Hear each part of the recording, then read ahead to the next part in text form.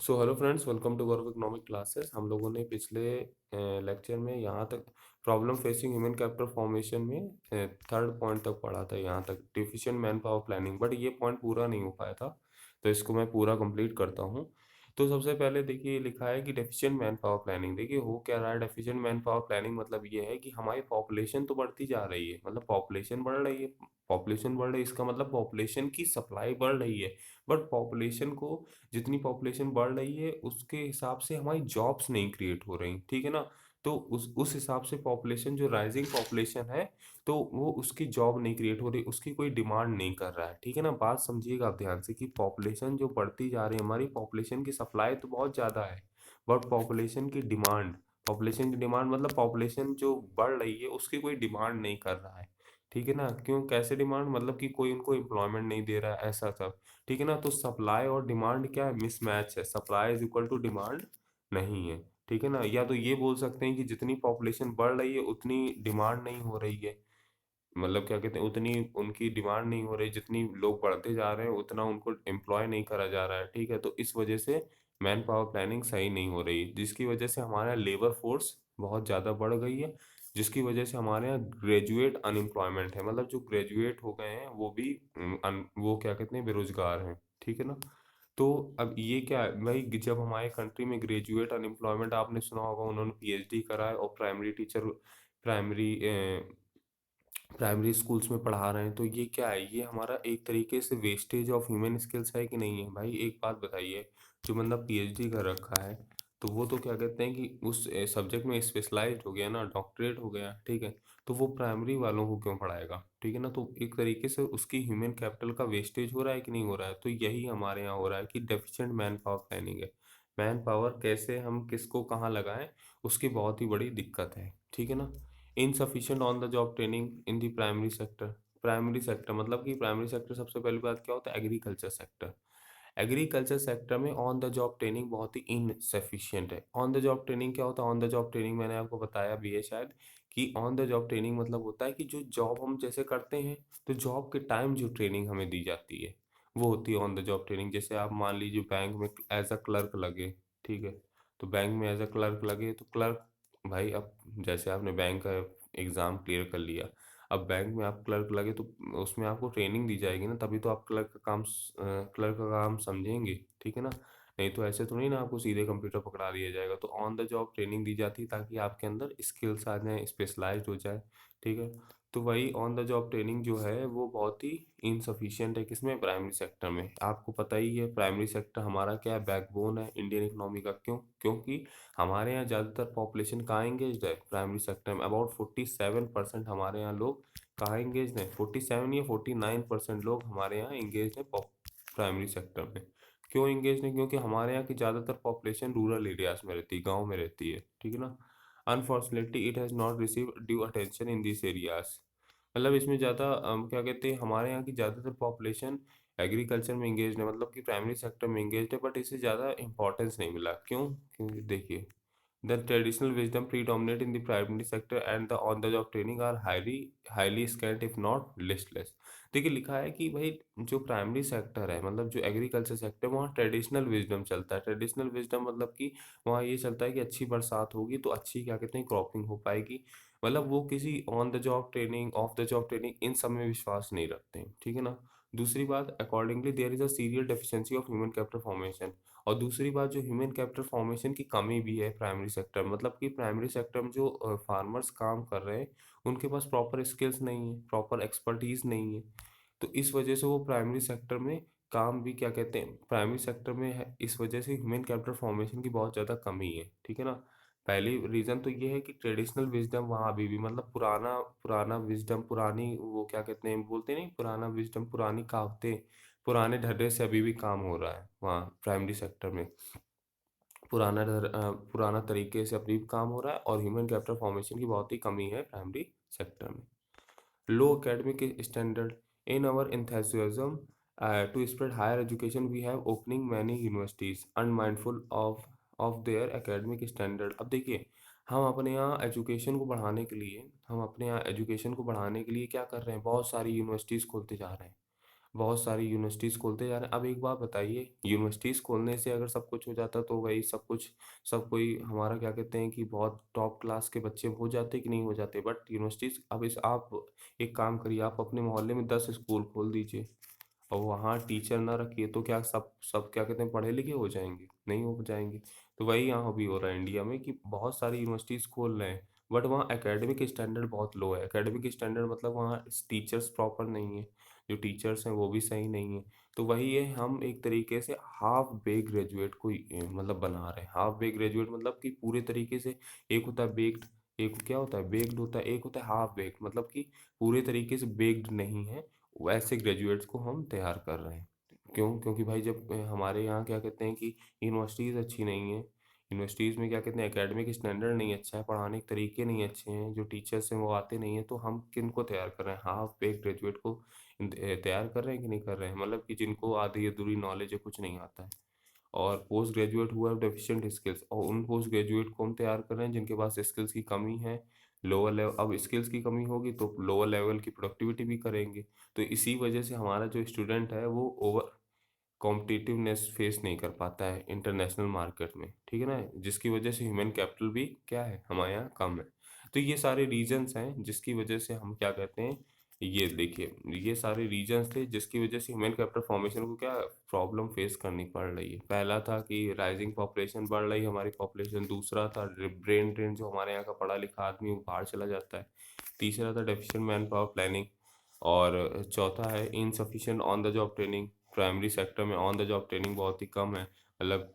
और लो academic standard है, लो academic standard है, मतलब हमारे यहाँ के जो इंस्टीट्यूशंस हैं उनका एकेडमिक स्टैंडर्ड बहुत बेकार है, मतलब वहाँ टीचर्स प्रॉपर नहीं है, प्रॉपर ट्रेनिंग की क्लासेस नहीं है, मतलब बहुत चीज़ें हम ब्लैक कर रहे हैं।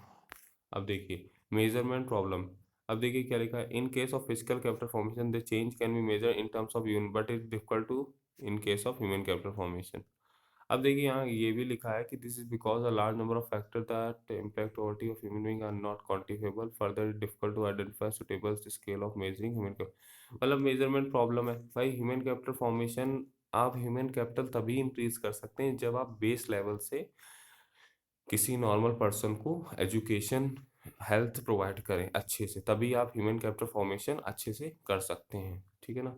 अब देखिए यहाँ क्या लिखा है, education as an essential employment. देखिए किसी भी आदमी का अगर HRD ह्यूमन रिसोर्स डेवलपमेंट करना है, मतलब कि हमें अपने यहाँ का जो ह्यूमन है, ह्यूमन बीइंग है, उसको डेवलपमेंट अगर कराना है तो हमें उसे एजुकेशन देना तो एक एसेंशियल एलिमेंट है ही। मतलब हमें उसे एजुकेशन तो देनी ही देनी पड़ेगी, तभी एक कोई बंदा हमारी कंट्री का ह्यूमन रिसोर्स जो है, मतलब ह्यूमन जो ह्यूमन बीइंग्स हैं उनका क्या कहते हैं कि डेवलपमेंट हो सकता है। देखिए क्या लिखा है, human education is an essential element of human resource development. Education क्या है, एक एसेंशियल एलिमेंट है ह्यूमन रिसोर्स डेवलपमेंट का।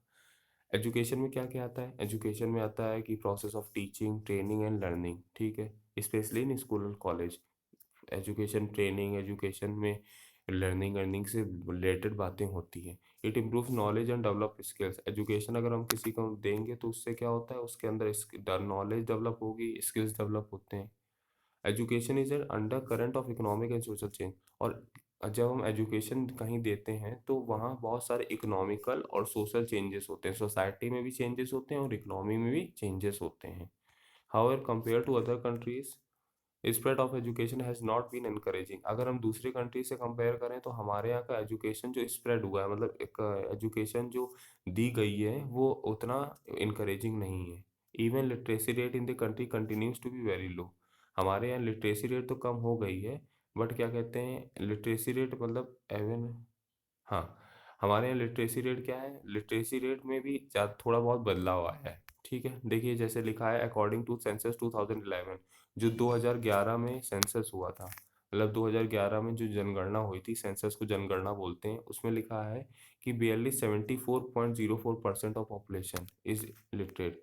हमारे यहाँ 74.04% लोग क्या हैं, लिटरेट हैं, पढ़े लिखे हैं। 100 में से 100% में 74.04% लोग पढ़े लिखे हैं। 2011 का डेटा था ये, ठीक है ना। और अगर डेवलप कंट्रीज की बात करी जाए तो वहाँ 90 to 95% लोग लिटरेट रहते हैं, ठीक है ना। तो हम लोग डेवलप कंट्रीज से कितना पीछे हैं, लिटरेसी के मामले में वहाँ पढ़े लिखे लोग ज़्यादा हैं, हमारे यहाँ पढ़े लिखे लोग कम हैं, ठीक है ना। Education literacy are not identical term. बोल रहा है कि एजुकेशन एक होता है पढ़ा लिखा, एक होता है लिटरेसी। लिटरेसी और एजुकेशन एक ही टर्म नहीं है, दोनों में फ़र्क है। देखिए, education is a much wider concept. Education जो है वो बहुत ही ज़्यादा वाइडर कॉन्सेप्ट है लिटरेसी से। लिटरेसी मतलब होता है जो बंदा लिख सकता है, पढ़ सकता है। समझिएगा ध्यान से। लिटरेसी मतलब है इंडिया में लिटरेट उसको माना जाता है जो पढ़ सकता है, लिख सकता है, वो लिटरेट है। बट एजुकेशन क्या है? Education on the other hand encompasses three parameter.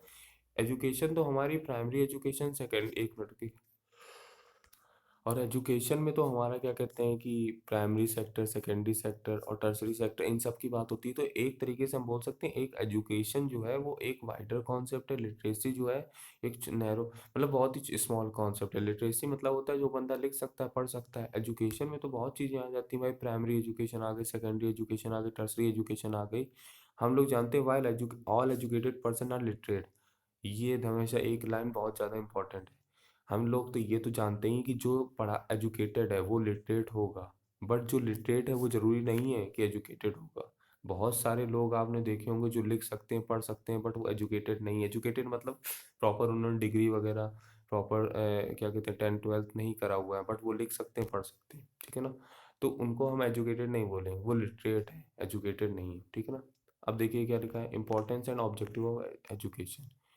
Importance क्या है, ऑब्जेक्टिव क्या है एजुकेशन का? एजुकेशन क्यों दी जाती है? सबसे पहली बात, एजुकेशन की प्रोवाइड करने से हम एक हमारा जो सिटीज़न है, नागरिक हैं जो हमारे, वो रिस्पॉन्सिबल सिटीज़न बन जाते हैं। और क्या, एजुकेशन के आने से जब हम किसी बंदे को एजुकेशन देंगे, किसी पर्सन को एजुकेशन देंगे, तो साइंस एंड टेक्नोलॉजी में वो क्या कहते हैं कि क्या हो रहा है, क्या रहेगा, अपडेट रहेगा, साइंस एंड टेक्नोलॉजी से अवेयर रहेगा।